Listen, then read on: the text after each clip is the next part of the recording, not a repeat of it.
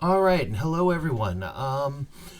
This is going to be the first in a number of episodes where I just talk weird, and by that I mean talking about the very path that we walk. Today's episode, I want to go ahead and talk about. I want to talk about, frankly, the homework, because there's something that gets me about this idea that we are a religion that has homework. Um, because there's three things going on. The first is not that important, but for anyone who's been to a yeshiva or to a madrasa, the idea that we have homework is kind of ridiculous. We don't have the kind of homework they do. Um, but that's not to say that we don't have. You're not obligated to do the work. It doesn't forgive you from knowing what's going on. Um, the second thing is that no one's checking your work. No one's checking to make sure that you figured it out correctly. You'll get guys like Jason Savage on TikTok who will insist, oh, there is a right way to do this, but frankly, I wouldn't trust it.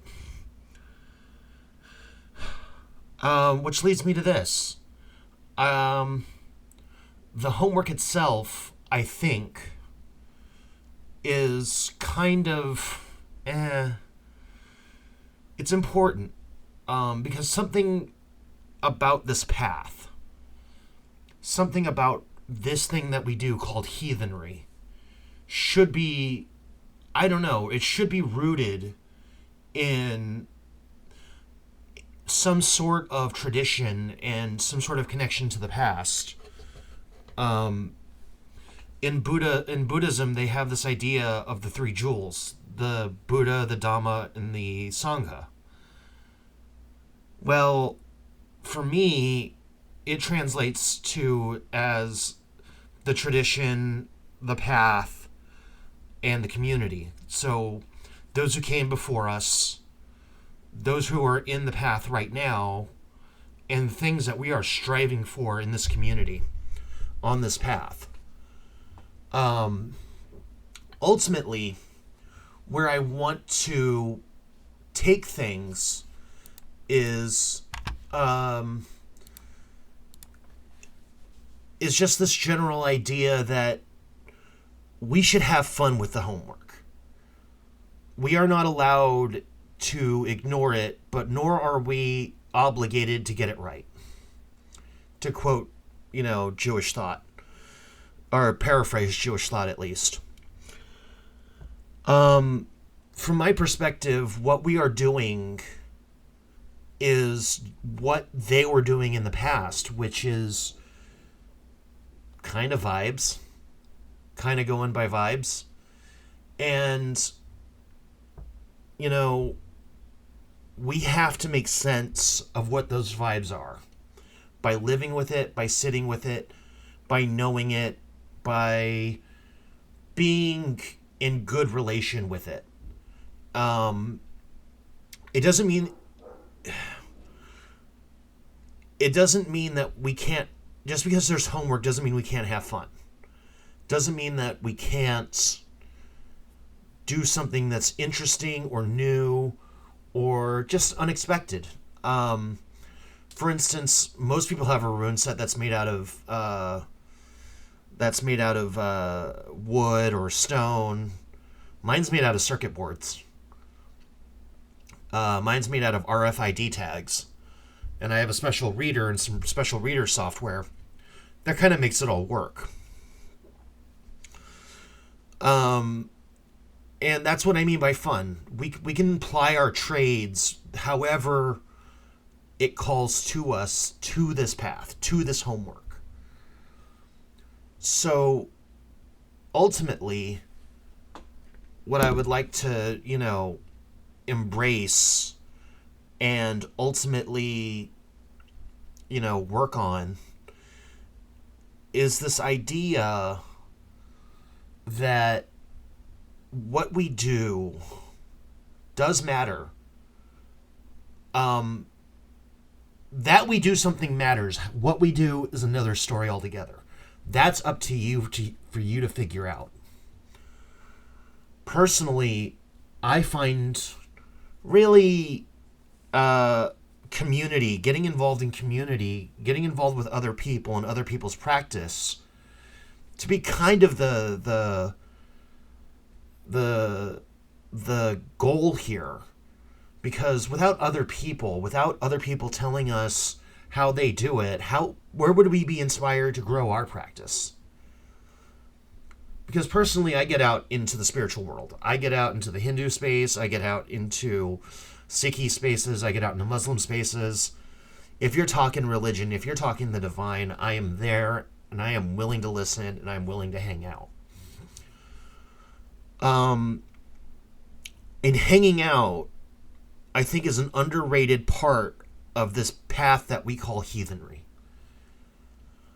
Personally, I believe that whatever Freya or Odin or whichever the deities call to you, or your ancestors or the Landvatir or whatever gives voltage to your soul is the thing that we should be pursuing. Because without that feeling that pushes us forward, what are we doing? Are we just rereading the stories over and over again to ourselves? And what? What are we doing with that?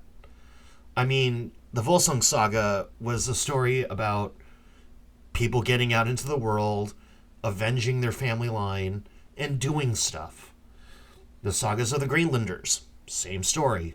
Went out, discovered the Maritime provinces. And I don't see why we don't see that call to action more vividly on our path. Because I believe that call to action is what draws me to heathenry. It's what draws me to, record every week and hit upload in the name of Freya. Personally, I don't want to dictate to anyone how they should be practicing. I just want to dictate that they should be practicing. And I don't care how you do it. I just want you to be inspired by the stories, the sagas, those who came before, and thinking about those who are coming up next. Because I think a lot of that thinking has been kind of muddled and lost. We've just been spending a lot of our times getting by day to day without really thinking about our future. At Northeast Thing, I got to meet several second and third generation heathens in person. On TikTok, I know several second and third generation heathens. And it's really for those people that I want to build a tradition of pluralism, of openness, of do whatever you feel called to do that is reasonably rooted in tradition.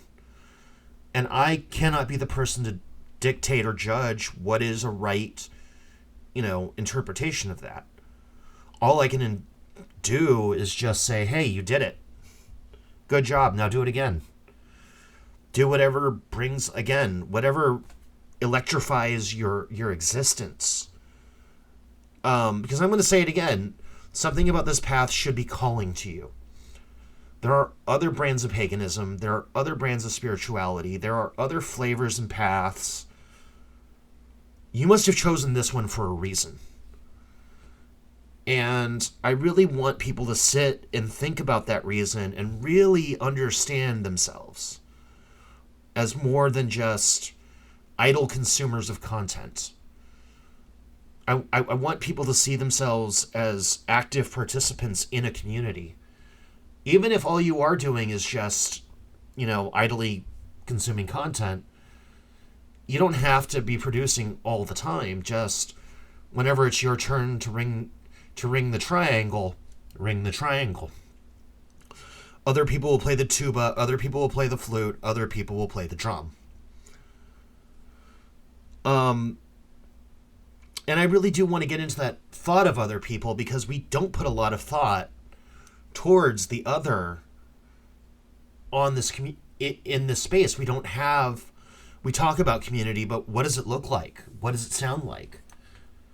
I've recently gone through some hard times, and what community looks like is people coming in clutch to help you out when you're dysregulated, when you're emotionally messed up. My mentor, Piper Perry, once said that part of the homework should be hanging out with your friends.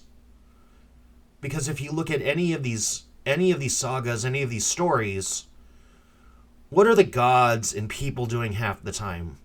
Drinking, partying, hanging out.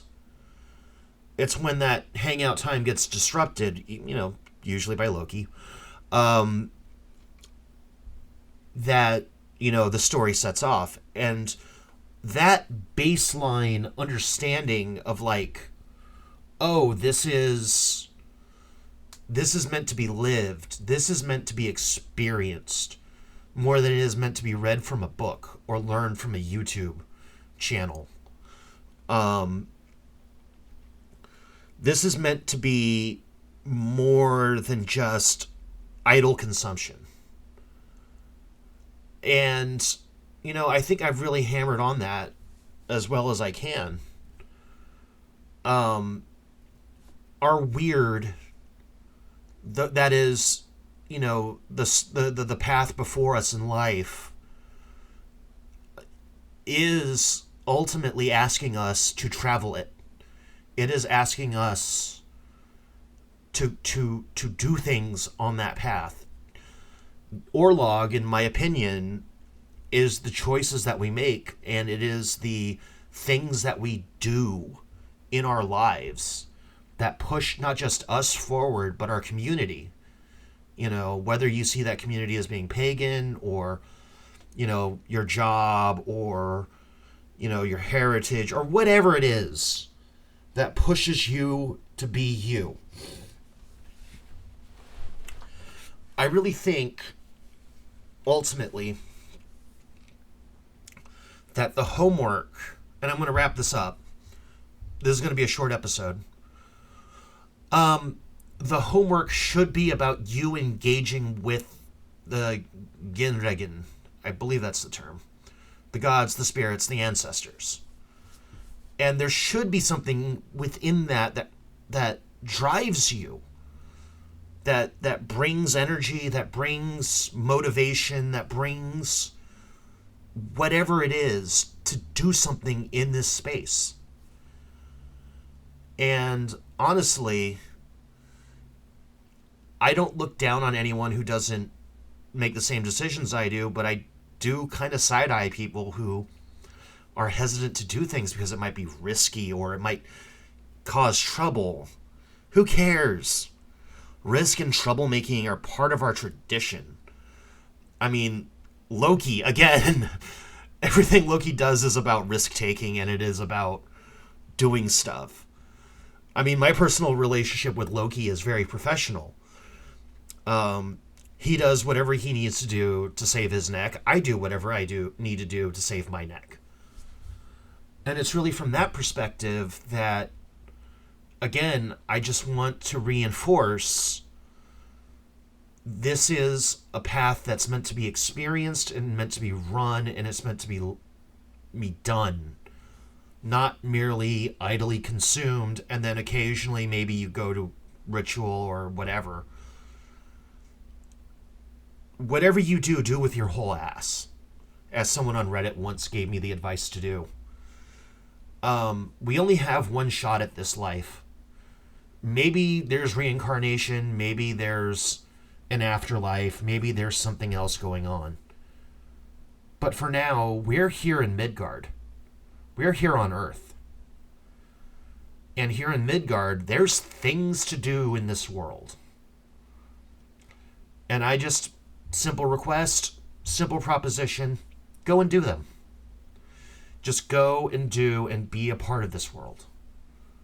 And have no reservations about expressing yourself, no matter what some jerk on the internet might think. And that includes me. You don't have to take my advice for it. So, On that note, I'm bringing this first Talkin' Wyrd to a close. Starting next month, I will be doing extended interviews with non-Vanic, with people with their experiences with non-Vanic deities in the Norse path. And my first episode with that will be Jai Mohan talking to Odin. But before that, I'm going to be oathing myself to Freya on the 31st. The episode will go live on the 2nd of January. And that oath is going to be a smart oath, which is specific, measurable, actionable, relevant, and time-boxed goals. And I'm making a show of it just to make sure that other people know that they can do this. To show that we can make we can do things on this place we call Midgard. So, with that said, everyone, have a good day.